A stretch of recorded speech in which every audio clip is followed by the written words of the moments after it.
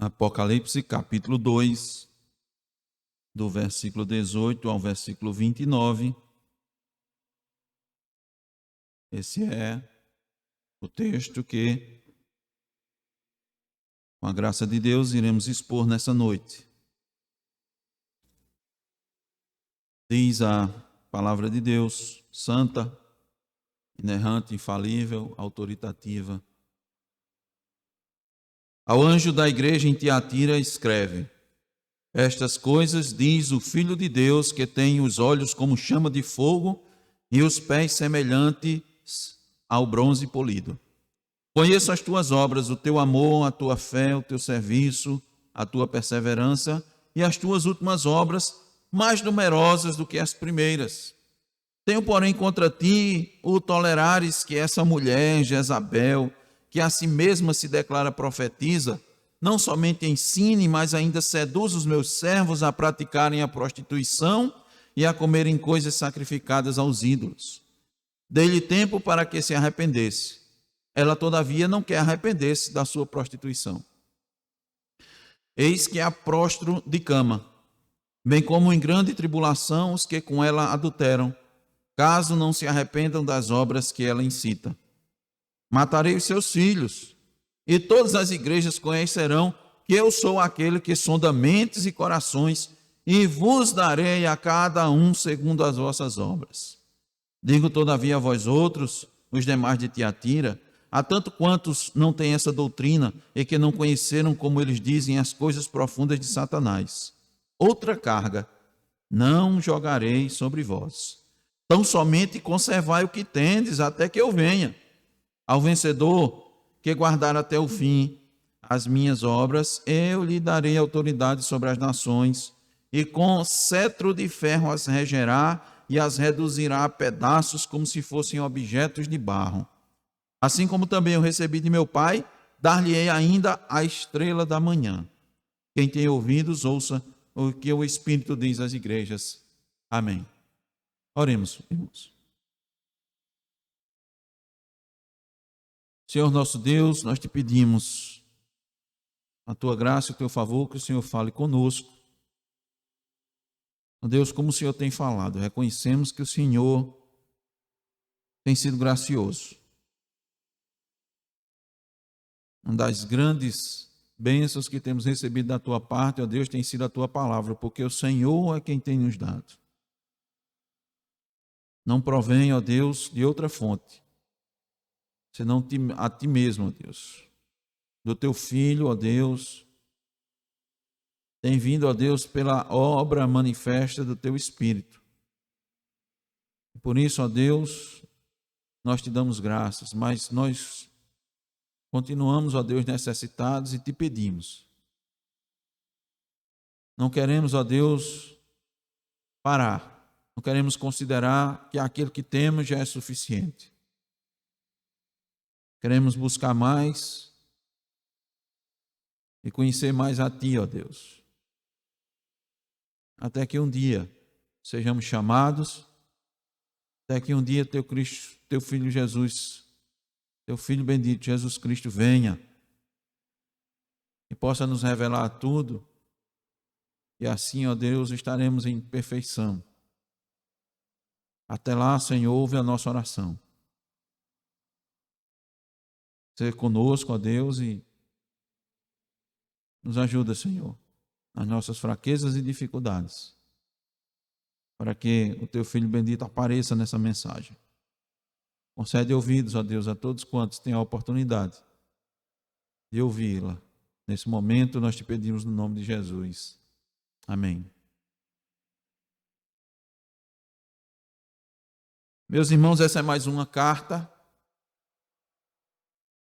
que nós temos de forma graciosa registrada na palavra de Deus, em que Cristo Jesus dirige a sua igreja, agora a igreja de Tiatira, uma igreja que está localizada numa cidade pequena. É interessante isso, que a maior de todas as cartas, Cristo enviou a menor igreja, a igreja que estava na menor cidade. Ela ficava pertinho, relativamente perto de Pérgamo. Aos nossos olhos, né, a medida dos dias de hoje era perto, 60, 64 quilômetros. Era uma cidade pequena e com pouca influência. Não tinha influência de Éfeso, de Pérgamo, sob o ponto de vista político, econômico, cultural, mas tinha um forte comércio, especialmente o comércio de púrpura, de tecidos em roupas finas. Lá haviam muitos artesãos e eles produziam diversas mercadorias. Havia muitos outros profissionais, padeiros, pintores. Havia também quem trabalhava com peles, com barro, obreiros. Quem tecia o linho, a lã. E também trabalhava com metal, especialmente o cobre. Então, o que Tiatira era um centro industrial, centro de comércio, de produção. E lá, dizem os estudiosos, que havia muitas associações, uniões comerciais, em que todos esses profissionais, eles se organizavam para fazer suas produções, escoar sua produção, atender às demandas. Essa era a pequena Tiatira, ou a característica da pequena Tiatira, e Cristo conhecia muito bem onde ela estava localizada. Como em todas as igrejas, Cristo sabia o lugar onde sua igreja estava, o lugar em que os seus filhos residiam, conhecia as dificuldades de cada um, onde a igreja foi fundada, sabia das virtudes do labor, das lutas e das dificuldades de cada uma das igrejas. Cristo diz isso em todas as cartas e Cristo vai se identificando. Os irmãos podem observar que em cada uma das cartas ele vai se identificando de uma maneira. Agora, a Tiatira, ele se identifica como filho de Deus. Mas tem duas características das quais nós devemos atentar bem. Primeiro, ele diz que é aquele que tem olhos como chama de fogo. Isso significa, irmãos, que os olhos do Senhor, ele está sondando mentes e corações. Nada foge ao seu conhecimento. É uma visão prescrutadora. A sua presença nada foge, em especial o pecado. O pecado não fica escondido. Ele identifica as falhas da igreja e os perigos que ela corre. E como ele é o cabeça da igreja, ele não vai deixar a sua igreja sem nenhuma orientação. Por quê? Porque ele dirige, ele exorta, ele orienta a sua igreja para o seu bem. É importante a gente, irmãos, fazer um paralelo. É muito importante com a postura de Cristo, o pastor das ovelhas, o verdadeiro pastor e os falsos mestres. Ele, com esses olhos de fogo prescrutadores, eles estão ali para cuidar. Eles estão ali para observar. Diferente dos falsos mestres, que eles usam seus olhos para observar as coisas, mas não para cuidar, para se aproveitar, para bajular, para enganar a igreja. E Cristo, como cuida da igreja, ele vem com a palavra de repreensão nas suas faltas e elogio nas suas virtudes e orientação para que ele mantenha as suas virtudes. Cristo, ele observa e exorta, admoesta, repreende. Agora, a repreensão nem sempre é bem recebida logo de início, não é verdade? Mas Cristo, irmãos, não está para agradar, para fazer média, como a gente diz, senão para fazer o bem aos seus fiéis. Em Provérbios, capítulo 27, versículos 5 e 6, diz assim: melhor é a repreensão franca do que o amor encoberto. Leais são as feridas feitas pelo amigo, mas os beijos do inimigo são enganosos. Então Cristo está dizendo: eu estou observando tudo e minha presença não vai passar despercebida na igreja, muito menos onde a igreja está, muito menos na cidade onde a igreja está localizada. Por quê? Porque ele diz que tem os pés polidos, reluzentes. Observe a descrição: pés de bronze, pés de metal polido. É impossível você não observar algo que é polido. Ele naturalmente reluz, basta um pouco de iluminação que ele logo vai brilhar. Então Cristo está ali dizendo àqueles irmãos, viviam numa cidade de muitos artesãos, inclusive trabalhavam com esse tipo de metal, como ligas de metais. Eles sabiam o que significava essa expressão, que Cristo não ia passar despercebido. E eram pés de bronze, e eram pés firmes, significava que Cristo estava dizendo: vocês podem confiar em mim. Meus pés estão bem firmes aí. Lembra que uma igreja estava localizada onde o trono de Satanás havia? Mas Cristo está dizendo: vocês não precisam temer isso não. Vocês podem confiar. Não tema César, nenhuma outra autoridade, nenhum outro Deus. Meus pés são firmes de bronze. E eu vou agir com firmeza. Eu ajo com firmeza, com força e com juízo. Os irmãos prestaram atenção na leitura? De novo, sempre lembrando, é Cristo quem está falando. E Cristo está dizendo aqui, irmãos, nessa carta: eu vou matar. Eu vou matar. Não foi dado todo o poder a Cristo? Todo o poder me foi dado no céu e na terra. Então está dizendo: eu olho, eu observo e eu ajo com firmeza. Principalmente sobre aqueles que trazem perigo para a minha igreja. E o que é que estava ocorrendo na igreja em Tiatira? Dentro da igreja havia alguém que estava oferecendo aos irmãos coisas adocicadas, açucaradas, boas ao paladar, mas eram perigosas. Era isso que estava acontecendo. Então, meus irmãos, com o título O Perigo da Tolerância na Igreja, este é o título do sermão dessa noite. O perigo da tolerância na igreja. Nós vamos buscar mostrar aos irmãos, olhando para a carta à igreja de Tiatira, duas coisas. A primeira: que perigo a igreja corre ao ser tolerante? É uma pergunta que nós vamos responder. Que perigo a igreja corre ao ser tolerante? Essa é a primeira parte do sermão que nós vamos expor. A segunda parte, permitindo Deus, em outra oportunidade.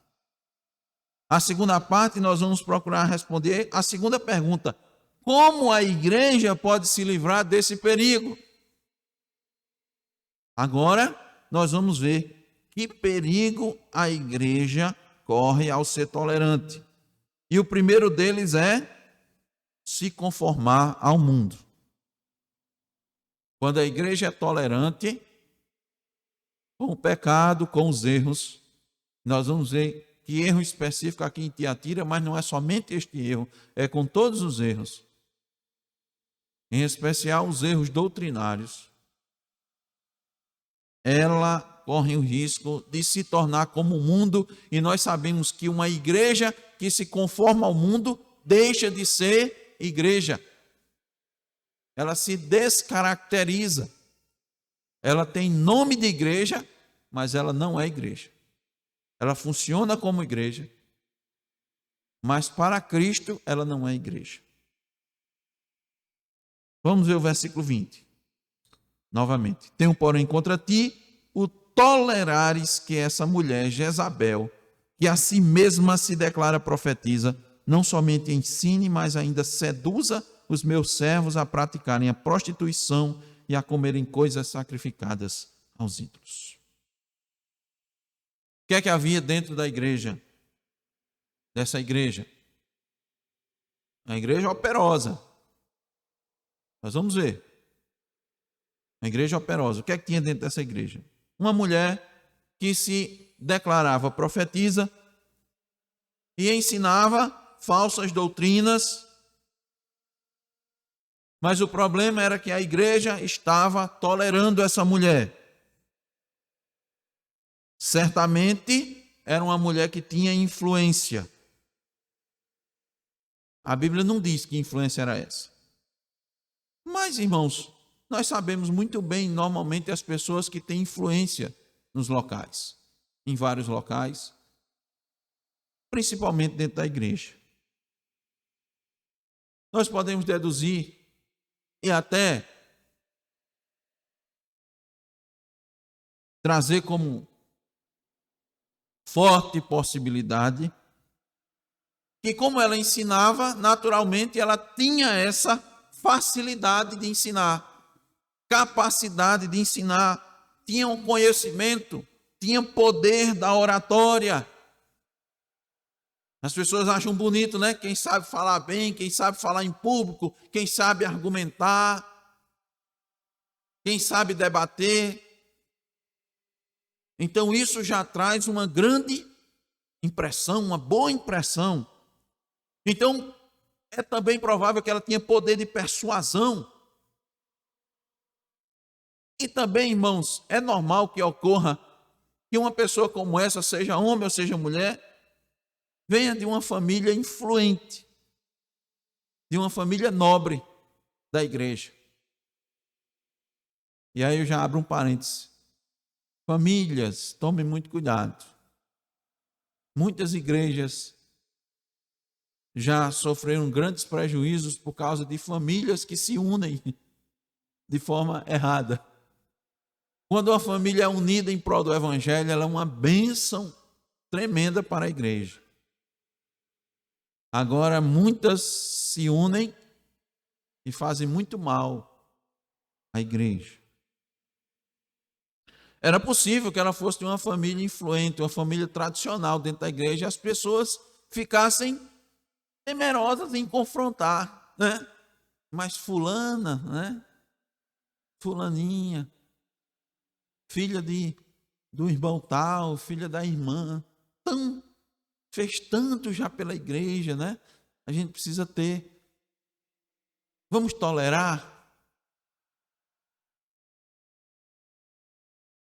Há também situações em que na igreja pessoas com poder aquisitivo sejam influentes. Pessoas que tenham condições financeiras.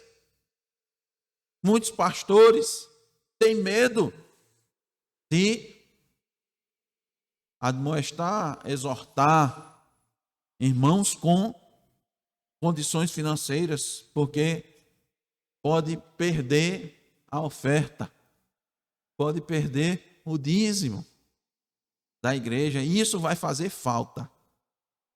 Não faz falta, irmãos, não faz falta.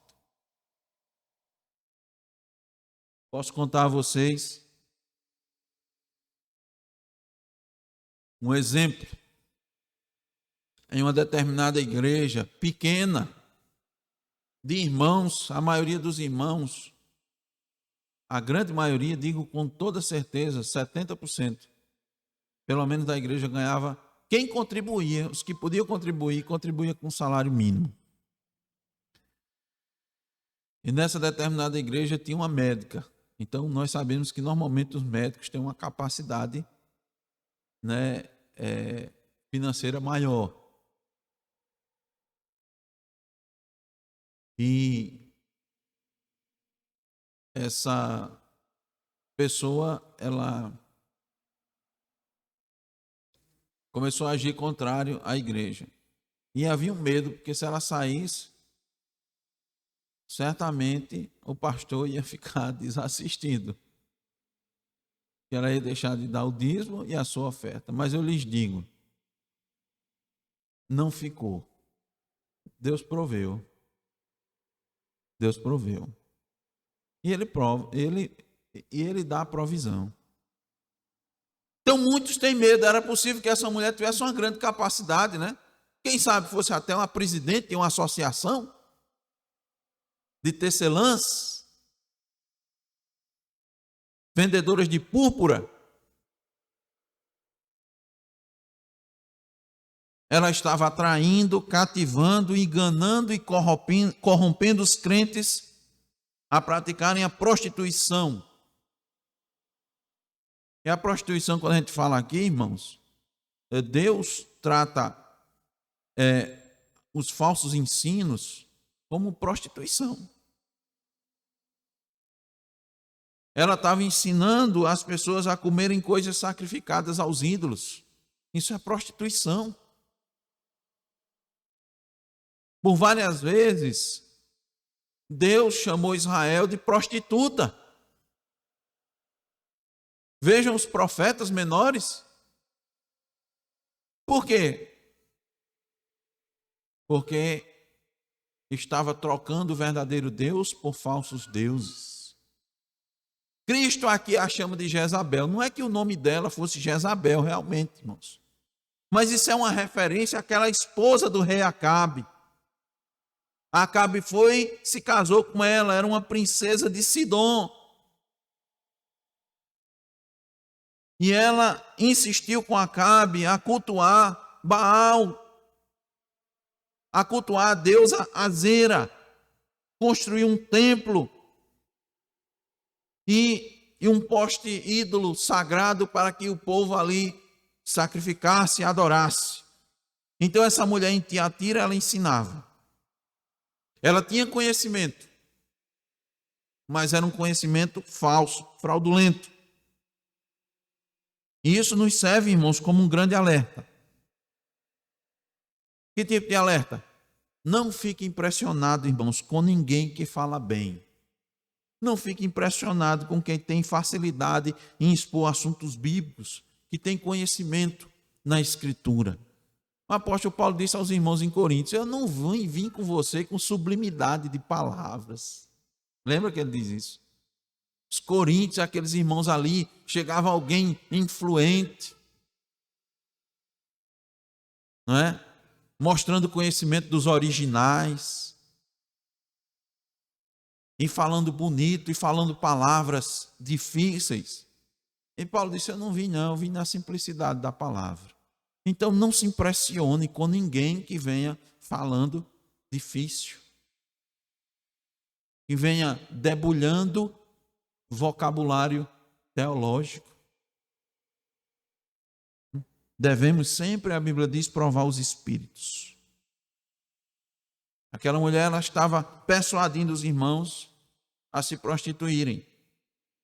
Na palavra, sim, e também no corpo, a se envolver em relações ilícitas, por meio daqueles modos de adoração pagãos, oferecido a ídolos, comer alimento oferecido, consagrado a ídolos. Por isso que Cristo a identificou como Jezabel, a Jezabel do Antigo Testamento. É aqui onde se encontra o perigo dos irmãos daquela época. Era realidade, porque era a realidade das cidades daquela região. Isso era o que acontecia normalmente naquela sociedade. Não faltavam templos pagãos, cultos pagãos, prostitutos e prostitutas cultuais.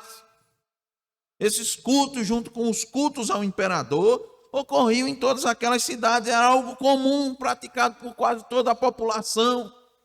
Então, meus irmãos, quando a coisa é comum, quando uma coisa é culturalmente aceita, ela passa a ter status de coisa certa. Errado é quem não faz. errado é quem não pensa do mesmo jeito. Passa a ser classificado como o quê? Intolerante, racista e todos os outros nomes que nos dias de hoje estão aí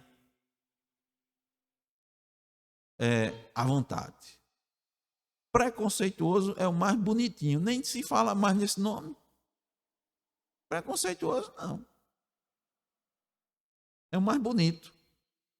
Está virando quase elogio. Era isso a realidade daquela época. Então, irmãos, imaginem, para isso adentrar na igreja, quando uma coisa é culturalmente aceita, é mais fácil, né? Entrar na igreja, invadir a igreja. Tem coisas hoje em dia muito normalmente aceitas em muitas igrejas. Estão errado. Mas as igrejas estão aceitando aí. Qual é o problema? Qual é a dificuldade? Por que não botar no culto? A Bíblia não proíbe. Se a Bíblia não proíbe, logo, né? Logo não, irmãos. Não é desse jeito. Não é assim. A advertência aqui é clara. Não é porque todo mundo faz, não é porque a população faz, não é porque é culturalmente aceito, não é porque todas as igrejas estão praticando isso, que nós vamos praticar. Observem, irmãos, que essa advertência também Cristo deu às demais igrejas, a outras igrejas. Lembram da exposição de Éfeso? Diz assim, a igreja de Éfeso odiava as obras dos nicolaítas. Mas a igreja de Pérgamo permitia que os nicolaítas vivessem em seu meio. E a igreja de Tiatira tolerava a doutrina fraudulenta no meio da congregação. E o que essas pessoas querem é enganar o povo de Deus. A intenção dos seguidores de Balaão, dos nicolaítas e de Jezabel é enganar o povo. De que maneira? Como é que eles vão fazer isso? Persuadindo o povo de Deus, como eu disse, com coisas adocicadas. Ou seja, oferecendo coisa boa, entre aspas. É a famosa maçã envenenada, né? Aquela maçãzinha caramelizada que nós encontramos nos parques de diversões. Quem não tem vontade de dar uma mordida naquela maçã? Hein? Vermelha, e depois de que bota aquele negócio por cima, ela fica mais, brilha mais, né? Nós sabemos ali que é doce. Então o que eles faziam era isso. Eles persuadiam o povo de Deus a adotar um estilo de vida que, olha, presta atenção aqui, permitia ser aceito no mundo. Olha só. Ele dizia, faça o seguinte, se você adotar essa prática, as pessoas não vão lhe perseguir. Você não vai ser mais considerado o chato, o estranho. Seus amigos não vão deixar mais de lhe chamar para as suas festividades, para os aniversários. Você já percebeu que ninguém lhe chama mais para ir para nem aniversário? Por quê? Porque você está sendo muito radical. Você está pegando a Bíblia aí ao pé da letra. A letra mata, mas o Espírito vivifica. Eu usava esses argumentos. Você aí está com dificuldade na sua vizinhança. Você está com dificuldade no emprego. Você está com dificuldade na escola. Você não consegue tirar uma nota boa porque seu professor lhe persegue. Se você adotar essa prática aqui, olha, tudo vai ficar mais fácil. Você não já percebeu, não? Nem seus familiares. Seus familiares agora nem lhe aceitam mais como era antes. Não querem mais conversar como antes. Não ligam mais para você. Não pedem mais sua opinião. Como é que você está se sentindo? Ora, pessoa estava sentindo mal, hein, irmãos? E o coração apertado, olhava para um canto, olhava para outro. Isso tudinho por causa de quê? Porque você está sendo aí muito duro, muito rígido. Ceda só um pouquinho. Não precisa ser muito, não. Tem gente também muito exagerado. Ceda só um pouquinho. Você vai ficar bem com as pessoas. Você não precisa abandonar a sua igreja, não. Continue na sua igreja. Continue adorando a Deus. Não deixe Deus, não. Estou dizendo para você deixar Deus, não. Era assim. Você vai ser aceito pelo mundo, pelas pessoas. Não vai usar essa expressão mundo, né? Que você vai ser aceito pelas pessoas. Você não vai passar tanta dificuldade. E também você vai se manter sua igreja. Então, irmãos, era uma acomodação aos padrões morais e culturais dos pagãos. O pastor, né? O pastor que estava seguindo a escritura ficava isolado na sua igreja. Antes, o pessoal chamava ele, ia ter a inauguração, aí o prefeito já mandava uma cartinha. Chama lá o pastor fulaninho, pelo menos fazer uma oração. Aí o pastor ia lá contente, no meio de todo mundo assim. Pastor fulano, aqui, para cá, para lá, passava na rua. Era uma popularidade. Quando o pastor se tornou fiel, o pessoal já não chamava mais. O pastor senta assim no coração, meu Deus, hein? Sendo rejeitado. Disse, não, pastor, é porque o senhor, na igreja, se o senhor botar aqui um grupozinho de gesto, irmão, vamos só fazer um gesto assim.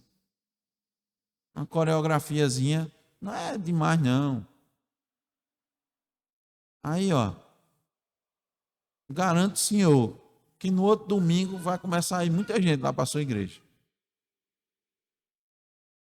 Acomodação, irmãos, aos padrões. Então estava tudo envolvido. E ali, irmãos, era uma questão religiosa, havia implicações econômicas. Aquela carne ali sacrificada a ídolos, sabe como é que era? Era servida em jantar de negócios, em reuniões particulares. Fazia parte da vida social e profissional das pessoas. Aí dizia, fulaninho, você está convidado aqui, está o convite. Aí no convite é para ter o quê? Diz, olha, nós vamos ter essa festividade, aí aqui, olha, nós vamos ter um momentozinho só de oração aqui ao Deus Dagon, a César, e a comida que está ali, ela é uma comida já dedicada. Mas é só isso, o resto é só o pessoal, tudo conhecido, tudo gente boa, né? Tudo de família. Aí o cara diz, vou não. Vai não, por quê? Vou não. O senhor começa, só quer ser o santo, né? Pois tá certo. Pois tá bom. Não convido mais não. E também não trabalha comigo mais não. Sou desse jeito. Cara orgulhoso, negando o convite do patrão. Tá pensando que é o quê? Tá pensando que é quem? Aí, meus irmãos, sabe o que acontece? Esse tipo de coisa tornava o cristianismo mais fácil. Não causava tanta perseguição. Era o que aconteceu com os samaritanos. Deixa eu ler aqui para os irmãos. 2 Reis 17:33 diz assim: assim temiam ao Senhor, mas também serviam a seus deuses. Era assim com os samaritanos. Temiam ao Senhor, mas serviam aos seus deuses, segundo o costume das nações, dentre as quais tinham sido transportados. Então estava tudo bem, né? Era uma garantia de viver de forma mais tranquila, sem risco, sem risco de ser escanteado, sem risco de ter os bens confiscados, sem risco de perder o emprego, podendo contar com os vizinhos num momento de dificuldade, poder contar com uma pessoa poderosa, né? Todo mundo um dia precisa de uma ajudinha, né? Você fica pensando logo, rapaz, eu recusei o convite do presidente daquela associação. Eu sou associado. Significa dizer que, né? Se um dia eu precisar, e se um dia eu tiver dificuldade, eu sei que ele não vai me ajudar.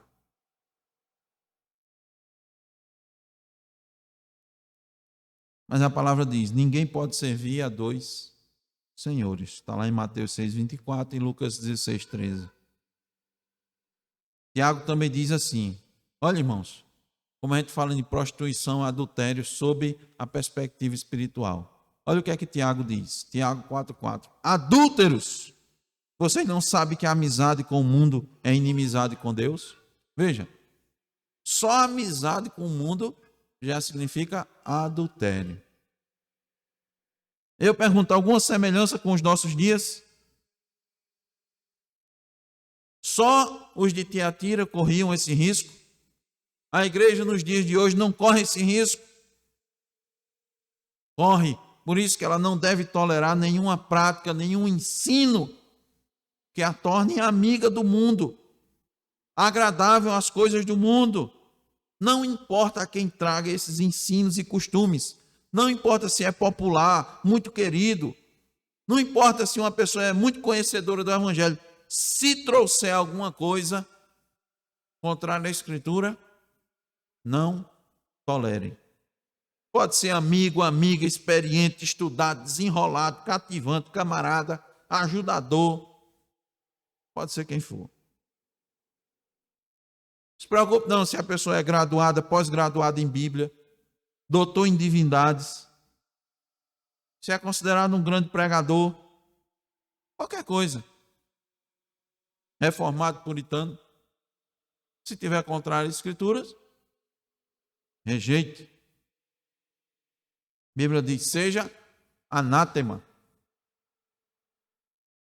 Que a igreja precisa se conformar a Cristo e não ao mundo. E a igreja não pode tolerar nada nem ninguém que venha desviá-la do caminho da verdade, do caminho da santidade, pode ser quem for. Pode vir aqui, irmãos, um anjo iluminado, com asas reluzentes, baixando aqui, descendo do céu, passando aqui pelo teto, chegou aqui, chegou no púlpito, abriu a boca, se ensinar coisa diferente do Evangelho, é para ser notificado, notado, advertido. E se não se arrepender, não tem conversa. É assim que os irmãos devem se preparar, assim que a igreja deve se preparar.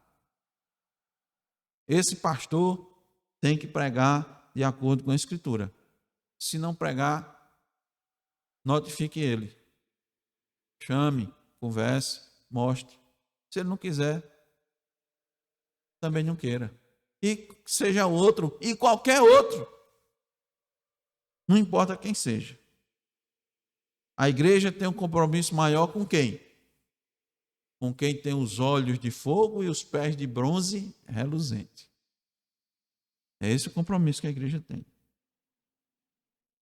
Qual é o perigo que a igreja corre a ser tolerante? Se conformar com o mundo. Em segundo lugar, quando a igreja se torna tolerante, ela traz sobre si o juízo. Veja, versículo 21. Dei-lhe tempo para que se arrependesse. Ela, todavia, não quer arrepender-se da sua prostituição. Eis que é a próstata de cama, bem como em grande tribulação os que com ela adulteram, caso não se arrependam das obras que ela incita. Matarei os seus filhos. E todas as igrejas conhecerão que eu sou aquele que sonda mentes e corações, e vos darei a cada um segundo as vossas obras.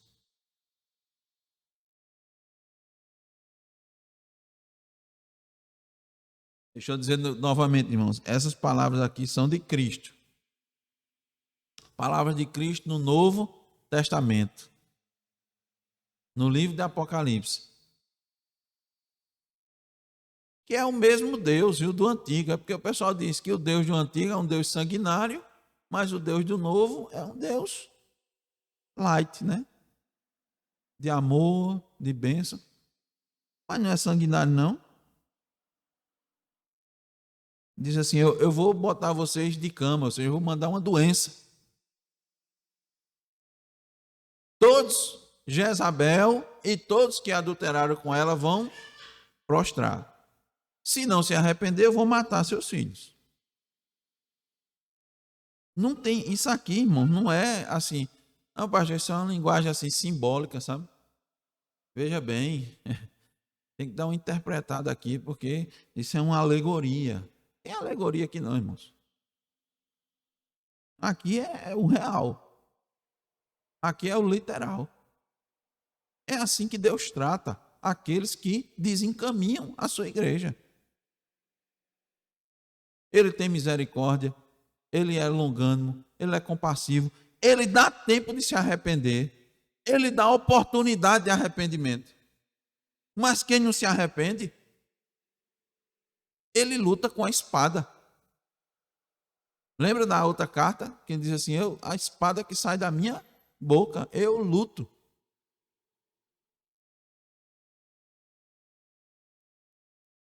Então veja, essa mulher tinha sido advertida.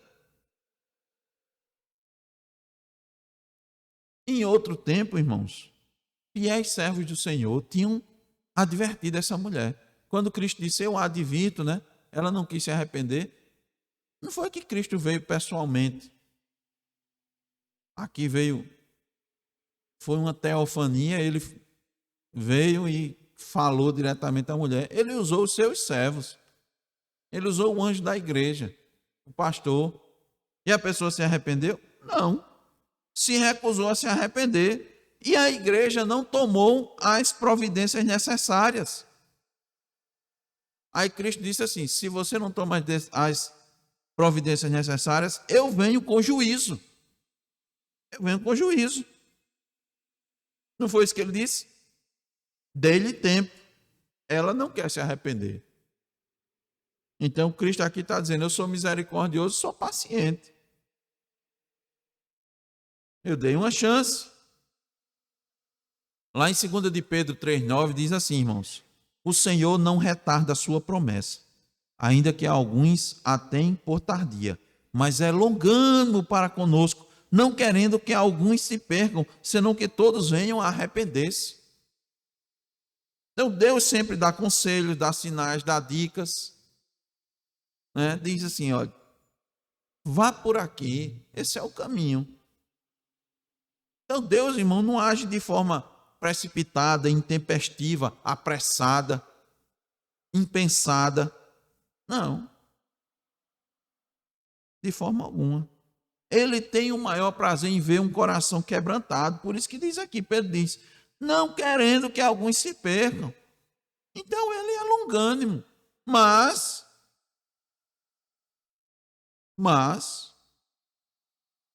se não atender, ele vem com juízo.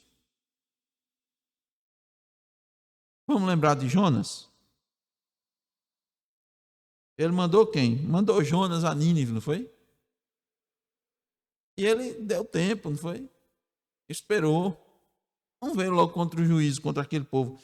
Quem quis logo o juízo era Jonas, não era? Jonas é que queria o juízo. Queria logo a punição.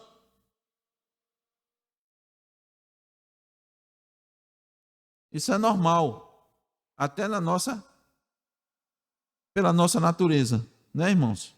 Nós preferimos ver o espetáculo de Sodoma e Gomorra pegando fogo do que ver uma cidade de 120 mil pessoas pedindo perdão a Deus. Isso é a nossa natureza. Mas, quando o pecador rejeita a advertência, faz pouco caso dos sinais, vem sobre ele o juízo. Ele rejeitou a Deus, vem o juízo. E sobre a igreja de Tiatira, sobre alguns da igreja de Tiatira, vai vir o juízo, porque eles toleraram o pecado. Eles experimentaram do adultério, versículo 22. Eis que eu aprosto de cama, bem como em grande tribulação os que com ela adulteram. Caso não se arrependam. Então o juízo vem sobre quem não se arrepende. Olha que coisa, irmãos. Uma igreja tão trabalhadora, crente, caridosa, perseverante, viria sobre ela o juízo de Deus, porque ela não atendeu. Vinha o juízo. Aí, irmãos, nós lembramos sobre a questão da disciplina. Melhor é a disciplina pessoal. Como é isso, irmãos? A disciplina pessoal é a primeira disciplina que existe. É a menos dolorosa. Que disciplina é essa? É a disciplina que vem quando você ouve a palavra de Deus. Ouve as advertências, as exortações de Deus. Quando é que Deus fala? Por meio de uma pregação, de um estudo, da palavra do irmão. Deus, às vezes, irmãos, manda a palavra até mesmo por meio de um ímpio, do incrédulo. Sabia? Na Bíblia tem esse exemplo. Se eu não me engano aqui, o rei Josias queria lutar. Aí foi junto com Acabe, se eu não me engano. Aí Acabe se disfarçou, Josias se vestiu de rei e foi para a guerra. Não, em outra circunstância, perdão. Aí o rei veio e disse, rapaz, não é contra você não. Ele se associou ao outro rei. Ele disse, eu não quero lutar contra você. Deus disse que a minha guerra não é contra você. É contra o outro. Deus me disse. Olha, um ímpio dizendo, eu vou lutar contra ele. Sai da frente. Sai daí. Aí ele não saiu, irmão, não ouviu. Sabe qual foi o resultado? Morreu. Morreu. Foi advertido, não foi? Mas não ouviu. Então a melhor disciplina é a privada. É a pessoal. Quando você é advertido por um estudo, por uma pregação, pelo irmão, né? Porque a outra disciplina é a pública. Ela é mais impactante. A exposição de pecado. Mas quando ela não ocorre, vem o juízo de Deus. Aqui Deus disse, eu vou prostrar Jezabel na cama e todos aqueles que adulteraram com ela. Deus está sendo somente justo. Ela está colhendo aquilo que plantou. Foi lançada num leito de sofrimento que vai lhe levar à morte. De novo, a gente lembra, irmãos, aquela passagem lá de 1 Coríntios 11:30. Porque há entre vós muitos fracos e doentes e muitos que dormem. Cristo tem prazer na morte de alguém? Não tem. Se aquele que ouve der ouvidos à sua voz, vai ser perdoado. Mas se permanecer no seu pecado, sofrerão tribulação, doença e morte. E olha de novo 23. Matarei os seus filhos, para que meu nome seja glorificado, para que meu nome seja conhecido. Ele diz, para que as igrejas conheçam que eu sou aquele que sonda mentes e coração. Então, irmãos, a tolerância é um perigo muito grande, que ela pode trazer morte para dentro da igreja. Então, Deus pode tirar alguns irmãos da igreja por causa disso. Levar. Todas as igrejas da Ásia deviam ouvir essas advertências. E quando eles tivessem visto a morte, eles iam temer, porque a notícia ia se espalhar. Fulano morreu. Rapaz, foi para a cama. Se imagina a notícia, foi para a cama. adoeceu. Os irmãos oraram. E sofreu. Faz um sofrimento prolongado. Mas a gente sabe que aquela pessoa ela não arredava o pé da situação dela. Até alguns irmãos falaram, eu disse, não, mantenha aqui na minha posição. Sofreu, até Deus matar. Você nunca ouviu, não, uma situação como essa? Eu já. Dentro das igrejas. Mas também vi Deus já dando alívio a quem confessou o pecado.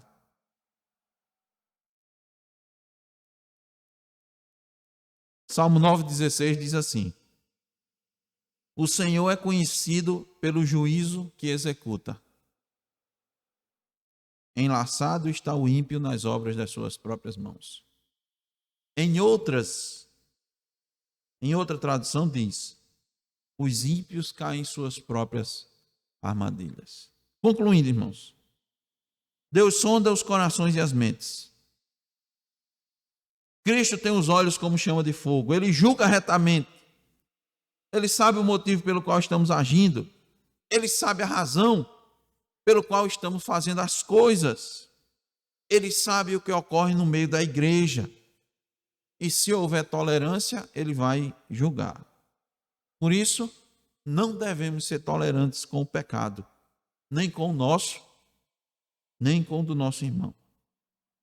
E eu digo, meu irmão, não se incomode quando você é ferido pela palavra, quando você é confrontado pela palavra, porque isso ocorre para o seu próprio bem. Na igreja, isso é uma coisa boa. As pessoas lá fora não gostam de ser corrigidos. O crente deve amar. O salmista diz no Salmo 119, foi-me bom ter sido afligido. Olha, ele sabia que era para o seu próprio bem. Então, irmãos, não se incomode. Quando a palavra está batendo forte em você, dê graças a Deus. Dói, mas é bom. Nós vimos isso, não foi? Ensinos nesse sentido. Os irmãos foram ensinados lá em Hebreus sobre a correção.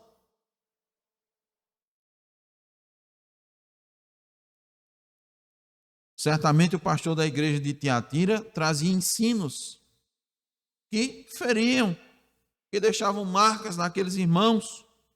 Mas a marca era feita pela palavra, lapidando, adequando o viver daqueles irmãos a um viver santo. Como é que a gente sabe disso? Pelo testemunho que Cristo dá nessa mesma igreja, das obras que ela realizou. Seu amor, sua fé, seu serviço, sua perseverança e crescimento. Está lá aqui no versículo 19. Essas coisas, irmãos, só acontecem numa igreja onde tem ensino verdadeiro.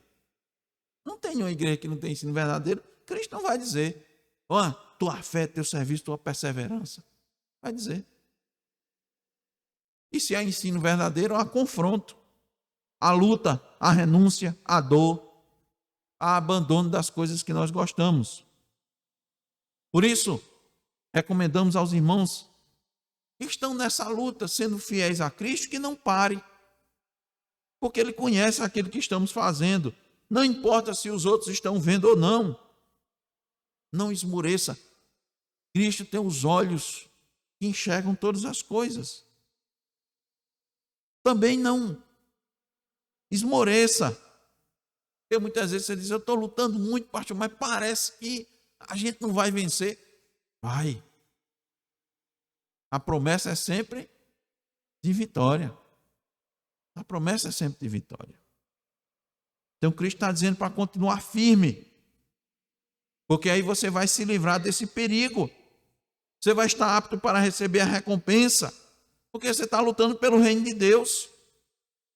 Então, todos os que lutam pelo reino de Deus vão ser recompensados. Ele vai retribuir segundo as obras de cada um, sim, porque Ele é justo. Ele é justo. Mas Se você tem sido tolerante com o pecado, isso é um grande perigo para você e para a igreja. Então, não tolere os falsos ensinamentos, não tolere práticas pecaminosas, não se importe se elas pareçam ser pequenas comparadas a pecados escandalosos, porque todo pecado traz consequências, todo pecado traz punição da parte do justo juiz, que sonda e conhece os corações. Por quê? Ele, como bom pastor, tem zelo pela sua igreja. E ele pode vir a qualquer momento para purificar a sua igreja. Não faça como Jezabel, que foi advertida e mesmo assim não se arrependeu. Mas se você faz parte, se você não faz parte de uma igreja, mas tem ouvido a palavra, mas ainda não se arrependeu de seus pecados, também o faça imediatamente. Porque você está vivendo como o mundo, de acordo com o mundo. E a Bíblia diz que quem é amigo do mundo se constitui inimigo de Deus. E todos os inimigos de Deus serão julgados e condenados. Então atente para isso. Deus está lhe dando uma oportunidade. Você está ouvindo essa palavra? Deus está lhe dando uma oportunidade. Clame a Ele por misericórdia, como nós vimos com o cego, filho de Bartimeu. Ele disse: Jesus, filho de Davi, tem misericórdia de mim. Reconheça que você precisa dele, que é um pecador, que necessita, é um pobre e um necessitado. Reconheça que você tem que ser intolerante com o seu pecado. Por quê? Grande perigo é tolerar o pecado. É perigo para a sua vida, é perigo para a igreja. E traz sobre todos nós, sobre quem peca, o juízo de Deus. Que Ele nos livre desse perigo, irmãos. Amém. Oremos.